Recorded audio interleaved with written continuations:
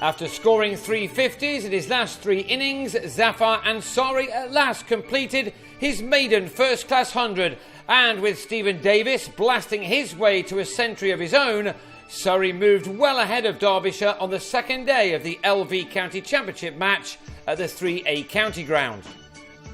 Ansari began the day on 15 but lost his partner Hashim Amla early on as he gave Tom Taylor his maiden first-class wicket with an LBW. Some moment this for the 19-year-old playing in just his second game.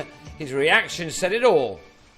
That was just the start Derbyshire wanted, and they could have had some more early success. Taylor was also convinced that he had Vikram Solanki out in the same way as Amla, while Ansari got away with padding up to mark footed before he'd got his innings moving in the right direction. Once in, Solanki, who hit a superb century as Surrey racked up 600 and plenty against Gloucestershire last week, looked to go after the youngster Taylor.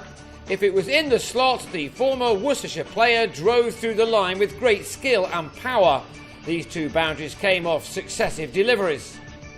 He also whipped Taylor over mid-wicket for a 6 as Solanki raced to a 50 off just 59 balls with 6 fours included within that. Yet, having played so well, Solanki was out in the softest of manners, clubbing a full toss from Scott Elston to Tony Palladino to go for 52.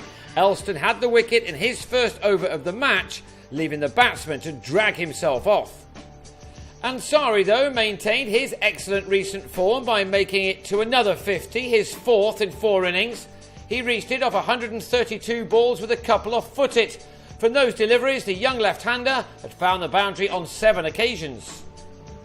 Davis was one of the few Surrey batsmen to miss out on the run fest in Bristol last week. He came to the crease here just before lunch with his side sitting pretty on 132 for 3, and he soon took them into the lead with some delightful shots. Although he did have a moment of fortune when he edged Palladino through a vacant slip area, just 1 ball after the slip had been removed by Wayne Madsen. Ansari is proving to be a very tough man to get out at the moment. He made the best score of his career against the Gloucesters last week, but failed by just a couple of runs to get to 100 for the first time, something he was determined to do here. He was not about to make the same mistake again. Davis, who made his 50 off 72 balls with 6 fours included, had a moment of luck as he edged Marcus North past Madsen at slip, but otherwise his was an innings where he pounced on anything loose. And he also raced to Ansari when he helped a ball to third man to finally bring him 100 for the first time in his career. It was one he thoroughly deserved given his performance of recent weeks. It had come off 239 balls with 12 fours, and he later admitted that the way he felt on reaching his mark was pure relief. Sadly for him, he soon departed, clipping a ball from David Wainwright to mid-wicket, but he left on 105 after sharing in a 4th wicket stand of 140 with Davis, who was by now approaching his own 100.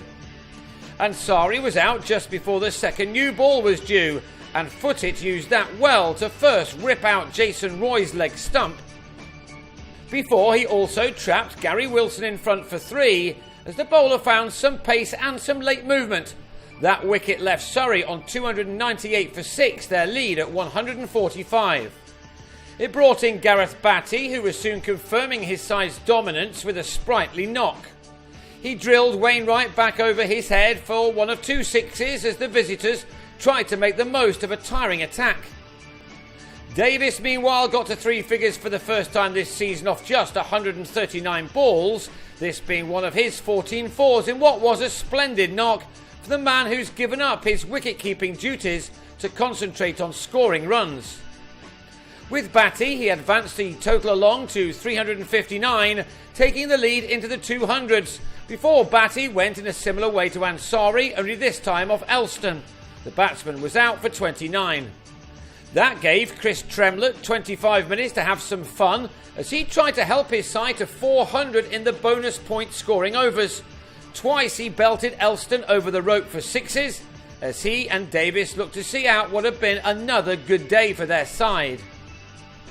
Davis, though, was out to the very last ball of the day, a rather tired-looking shot which saw him bowled by North, but only after he'd reminded everyone of his talents with his sublime 124. The players left immediately, leaving Surrey 8 balls on the third morning to try to get 8 more runs for maximum bonus points in this match. On 392 for 8, they already lead by 239 runs, and will hope that their hosts don't put up the kind of resistance that Gloucestershire managed last week.